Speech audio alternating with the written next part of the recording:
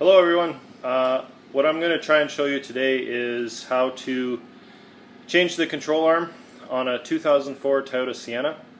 I did the job about 2 days ago and not quite finished because I caused some more work, but I'll try and make your life a little bit easier and then show you what I had to do. Yeah, it's 2004 Toyota Sienna CE. It's got about 300,000 kilometers on it right now. Okay, so the first step on this job would be to get your vehicle jacked up safely on some kind of safe jack stand. I was using the factory jack came with the vehicle here, but I threw the tire underneath there in case something comes off. At least it won't fall all the way to the ground. You can also use jack stands, probably a good idea. So once you've got your new control arms here, the job seems simple. There's only a couple of bolts to remove. I think 6 bolts total will get it done if you could just easily get to them, but that's not the case. The front 2 bolts are the real problem.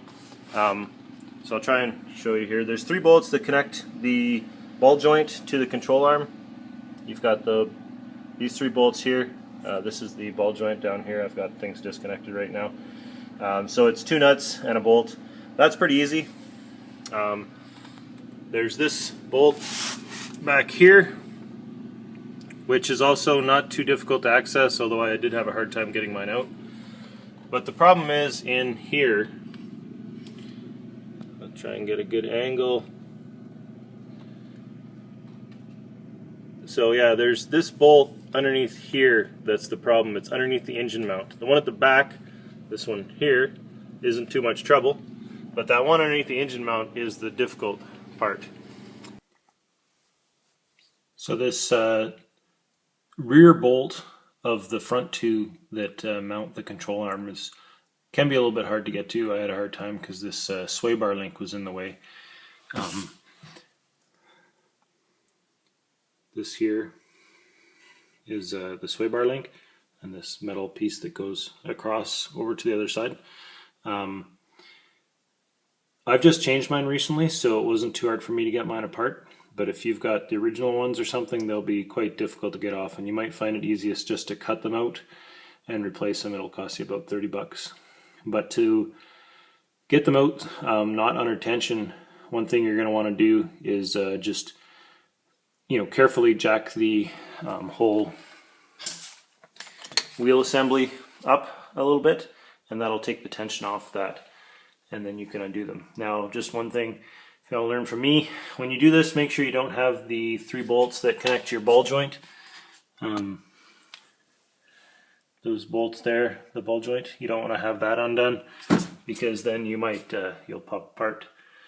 The CV boot over there that I'm aiming at, that added a lot of work to this job. So yeah, just make sure that ball joint's all connected up when you jack up so that your shock moves in the right direction, and then hopefully you can get to that bolt. If you can get to it without undoing that, all the better to you.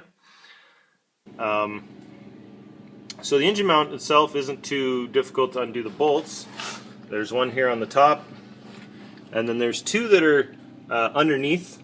They're actually the nut is on the inside of this frame piece. There's one on each side. There's one here, and then there's one back in behind there. They're not too hard to get. You just go underneath. You can undo those. I think they're 17 millimeter. And then there's one engine mount, this bolt underneath here, that you have to undo. That's not too complicated, but then what you have to do is you have to jack the engine up to actually get that mount out of the way. Now, to jack it up, you have to go up on top of the vehicle here. In order to give the ability to move the jack up and down, the engine up and down, you're going to have to undo this. I heard somebody call it a dog bone. You're going to have to undo this bolt here and remove it. The nut is actually attached on the inside here. You don't have to worry about it. It's welded on. And then same thing with this bolt here.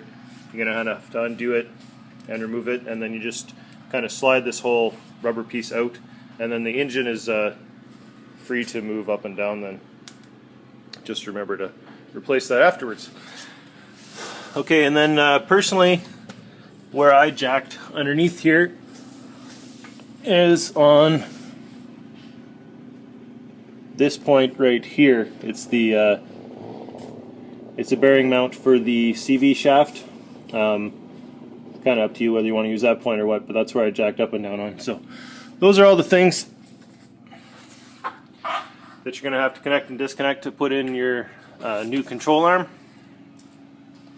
I did have a bit of, when I jacked up the engine, this nut here on top didn't want to let go right away, so I had to give it a little tap.